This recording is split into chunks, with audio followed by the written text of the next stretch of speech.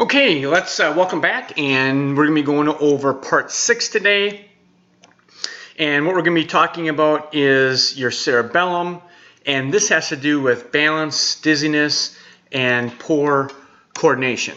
So as people start to age and their brains start to age, a lot of things people, especially elderly people, will say that their balance is off and they're afraid of actually like breaking a hip. And that's a legitimate concern for people that are elderly, is falling and breaking their hip because they have poor balance coordination. So when it comes to your cerebellum, which is basically at the back of your head, that's where that part of the organ is. That has to do with balance problems. So if you're having balancing problems, worsen if your balance is off, your coordination, especially if you go out to like reach and grab a glass and they're shaking, or you reach to scratch your face and they're shaking, any kind of shaking that has to do with reaching out and grabbing something or bringing it closer is an indication that this part of your brain here is not functioning correctly. You're bumping into everything. You're getting dizzy and discoordinated, like maybe you're starting to get car sickness and you never had car sickness before. These are all signs that your brain is starting to degenerate. So the part of the brain that we're talking about right here is the cerebellum. Okay, so you can see the nose right here. So this is a front, the cerebellum is right in back. And then we talked about that vagus nerve coming up here. Now I just want to bring your attention to this right here. So this is a cerebellum, and you can see in here how this is really healthy, and you can see what's happening in here is it's actually starting to degenerate, right? It's the brain is shrinking, the cerebellum is shrinking. This person's going to have balance problems, coordination problems. They might be shaking in their hands, especially when they go out to and reach and pick up a glass or something. They're just poor coordination. So again, it's basically on the principles. Once this is degenerate, that's a permanent condition. There's nothing that we can do about that once this is degenerate. But what we can do is we can stop the neurodegeneration, if you remember, and then we can increase the arms on your neurons, so we can expand into this area here and start to repair that area. So these are basically some basic findings. Is this right here the tandem walk? Basically, this would be if you ever seen the person get pulled over to see if they're drinking or not.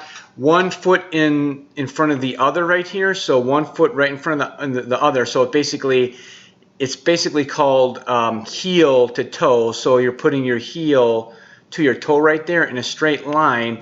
And if you can't do that, like let's say you start to tip over after 3 steps, that's an indication that you have basically your cerebellum here is starting to degenerate.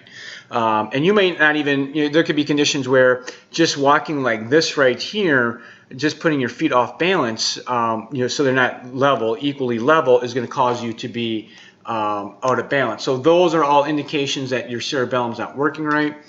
If you bring so this would be the doctor right here, and you touch their finger and then go back to your nose. And if you're shaking, once you go back to your nose, if you're shaking here or you're shaking here, that indicates, again, that your cerebellum is not working. Coordination, cerebellum has to do with coordination. So if you bring your thumb to your, alternate the fingers here in a rapid pace, so you can see how it's changing the fingers here. If you can't do that or you're slow, that's an indication of cerebellum degeneration. Now, one of the things I want to go over here, if you haven't seen any of my other videos, I do a lot of stuff with wheat, which is wheat comes from gluten here, gluten right here, which comes from wheat. And you recall seeing this test right here, and this is a positive. So what I want to really kind of go over here is how the body works. Is this tissue right here is all proteins, right? So depending on the different tissue, our body makes these proteins look a certain way. So right here, imagine these proteins being just like a pearl necklace, right? So we have just all these different pearl necklaces right here, all lined up. And that's what you see right up here is these pearl necklaces. Then you see gliadin right here, which is basically from gluten. This comes from gluten, right? So gluten, which comes from wheat, right? So what I want you to pay attention to is this right in here. Okay, so you see what happens here is you have wheat, which has this V, P, L, and then your cerebellar tissue right here has the P or the V, P, L. So you can see the pearl necklace for 3 chains are identical. So let's draw this right down in here. So these 3 chains right here would be identical, just like what you see right up in here. Now, why is that so significant? Now, if we do some testing and coming back down to here, if your body recognizes wheat or gluten as foreign, it's going to start to attack it. Okay, so that sets up an autoimmune reaction. That's going to set up an autoimmune reaction in your gut. Now, it's also going to set up an autoimmune reaction in your brain. Now, why is that? Because your immune system only works on 3 pearls, right? So 1, 2, 3. So your body's already attacking this. It's already going after that part right there and causing inflammation. But your body cannot determine the difference between these 2 because these pearl necklaces here are identical for 3 of these pearls. So if 3 of these pearls are identical, your body, your immune system doesn't recognize the difference between doesn't recognize the difference here between wheat and your cerebellar tissue. So that's a major problem. Like, why is that a major problem? Because if you have antibodies against wheat, guess what's going to happen to your brain? It's going to start to attack it. And you're going to have these little Pac-Mans that start to attack your body.